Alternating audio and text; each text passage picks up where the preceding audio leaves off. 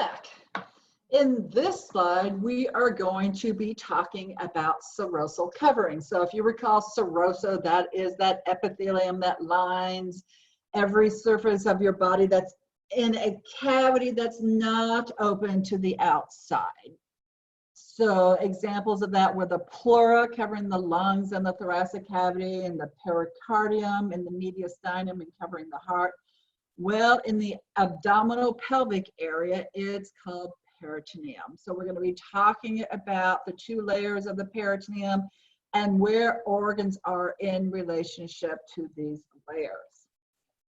So as you remember from before, the word parite means wall. So the parietal peritoneum is the peritoneum that's on the outer wall. And by outer wall, I mean on the sides of the cavity, going down the back undersurface of the diaphragm, across the bottom, inside of the abdominal wall. So like in the abdominal wall, you've got your skin, adipose tissue, you've got your 3 layers of abdominal wall muscles, and then you're going to have your parietal peritoneum. As opposed to that, whoops, we skipped. The peritoneum that is covering the surface of the organs is called visceral peritoneum, because the word viscera means organ. So in these pictures, everything that is red, both in the transverse section on the right and the sagittal section on the left, everything that is red is parietal peritoneum, and everything that is blue is visceral peritoneum.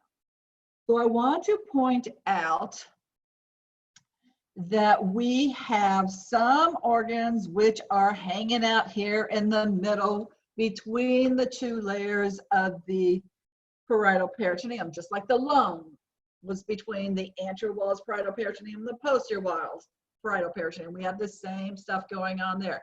But then we also have some structures that are behind the parietal peritoneum.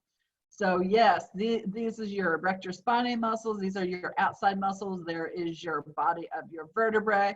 But we also have the aorta and the inferior vena cava back there. And that's why we have this little skinny little thing leading to, this is a loop of intestine, because what has to happen is we have to have a little artery going to that loop, and we have to have a little vein coming back into there.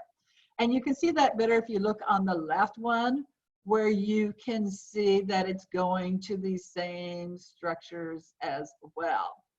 So when organs, whoops, don't know why that, when organs are within the cavity outlined by the parietal peritoneum, they are said to be intraperitoneal in location. And most of our organs are going to be intraperitoneal. But there are some which you clearly can see are behind it. You can see it on the sagittal view. You can also see it on the transverse view. And there are some organs that are below that red line. And the word that we use for those abdominal pelvic organs that are not intraperitoneal, we use the word retroperitoneal, retro meaning behind. So yes, it fits perfectly for the ones behind, but we also use the same word. We don't switch from retroperitoneal to infraperitoneal for the ones that are below. We're just going to say they are all retroperitoneal in location. All right, so if you need to, go back and look at this again, but really make sure you get this concept before we move on to actual abdominal pelvic structures, because otherwise you're not going to understand what I'm talking about when I say it's intraperitoneal, it goes retroperitoneal, it comes intraperitoneal again. So just, I know it's a short video, just make sure you get this concept before you move on. Thank you for all your hard work, and I will see you soon as we start that pathway of food.